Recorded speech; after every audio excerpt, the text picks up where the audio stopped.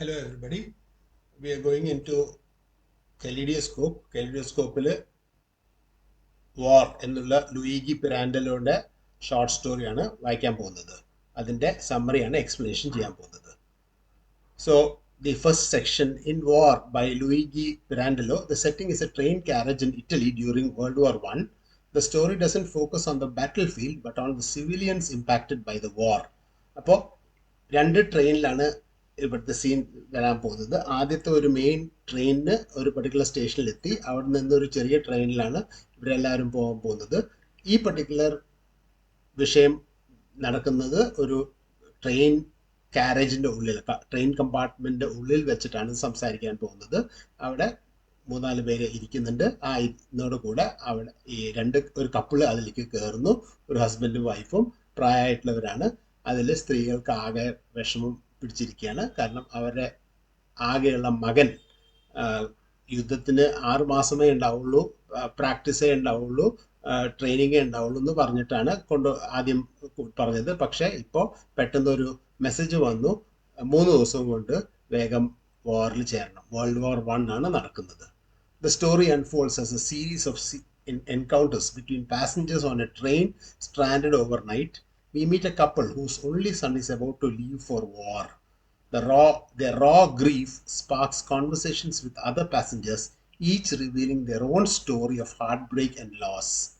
A man with 2 sons and 3 nephews fighting on the front line amplifies the scope of war's devastation, highlighting the countless families caught in this group. അപ്പോൾ അവർ സംസാരിക്കാൻ തുടങ്ങി. അപ്പോൾ അതിലൊരു ആൾക്ക് 2 മക്കളും അവരുടെ ബ്രദേഴ്സിൻ്റെ മക്കളൊക്കെ കൂടിയിട്ട് 5 പേര് യുദ്ധത്തിന് പോയിരിക്കുകയാണ്.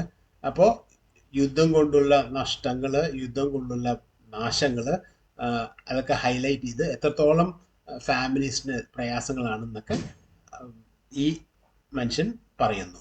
Another passenger, a grieving father who has already lost a son in battle, grapples with the conflicting emotions of pride and soul-crushing despair. വേറൊരു ഫാദർ, ആ ഫാദറിനും ഇതേപോലെ പ്രയാസങ്ങൾ ഉണ്ടായിട്ടുണ്ട്. മകൻ പോയിരിക്കുകയാണ്, മകൻ മരിച്ചു. His internal struggles lays bare the psychological costs of war, where societal expectations of duty and honor clash with the overwhelming pain of losing a child. ഇവിടെ ഈ അച്ഛനാണെങ്കിൽ ഒരു മകൻ നഷ്ടപ്പെട്ടിരിക്കുകയാണ്. യുദ്ധത്തിൽ നഷ്ടപ്പെട്ടുകൊണ്ട് സൊസൈറ്റൽ ഡിഫിക്കൽട്ടീസ്, അതായത് സൊസൈറ്റി ആയിട്ടുള്ള പ്രയാസങ്ങൾ, മകനില്ലാത്തതുകൊണ്ട് എത്രത്തോളം പ്രയാസം, അതേ സമയത്ത് രാജ്യത്തിന് വേണ്ടിയിട്ടാണല്ലോ ഈ മകൻ മരിച്ചിരിക്കുന്നു എന്നുള്ള കാര്യങ്ങളൊക്കെ കൂടിയിട്ട് the story explores the way war tears at the fabric of society, impacting everyone regardless of age, background and prior beliefs. എന്താണെങ്കിലും യുദ്ധത്തിൽ ഒരാൾ മരിച്ചു കഴിഞ്ഞാൽ എത്രത്തോളം അത് സൊസൈറ്റിക്ക് പ്രയാസമാണ്, ഇൻഡിവിജ്വലിന് പ്രയാസമാണ്, പിന്നെ അതേപോലെ ആകപ്പാടെ ആ വീട്ടിലുള്ള പ്രയാസങ്ങളെല്ലാം കൂടി ആണ് ഈ കഥയിൽ കാണിക്കുന്നത് Luigi Pirandello. Pirandello doesn't offer any easy answers. ഇതിന് ഉത്തരങ്ങളൊന്നുമില്ല. അതേസമയത്ത് the conversations expose the complexities of war, the sense of duty instilled in young men, the shattering of innocence as they face horrors of combat. അപ്പോൾ ഈ ചെറുപ്പക്കാർക്ക് എത്രത്തോളം അവർ രാജ്യത്തിനോട് സ്നേഹമാണോ അത് അവിടെ കാണിക്കുന്നുണ്ട്. അതേസമയത്ത് ആ യൂത്തിൽ ചെറുപ്പത്തിൽ തന്നെ അവരെ ജീവിതത്തിൽ നിന്ന് കൊണ്ടുപോകുന്നത്, യുദ്ധത്തിൽ എന്തെങ്കിലും പറ്റിക്കഴിഞ്ഞാൽ മരിച്ചു പോകുന്നതും ഇതൊക്കെ. അതേസമയത്ത് ചിലവർ സൊസൈറ്റി പറയുന്നത് അവർ രാജ്യത്തിന് വേണ്ടിയിട്ടാണ് അവർ മരിച്ചത്. അപ്പോൾ അങ്ങനത്തെ സംസാരങ്ങളൊക്കെ ഇതിൽ മുഴുവൻ കേൾക്കാം.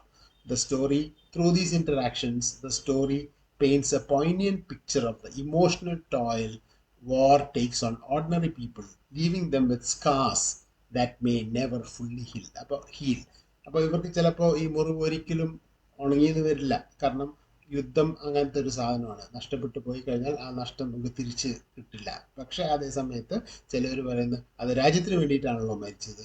അപ്പോൾ ആ ഒരു സന്തോഷവും ഇതെല്ലാം കൂടിയിട്ട് ആണ് ഈ കഥയിൽ പറയുന്നത്.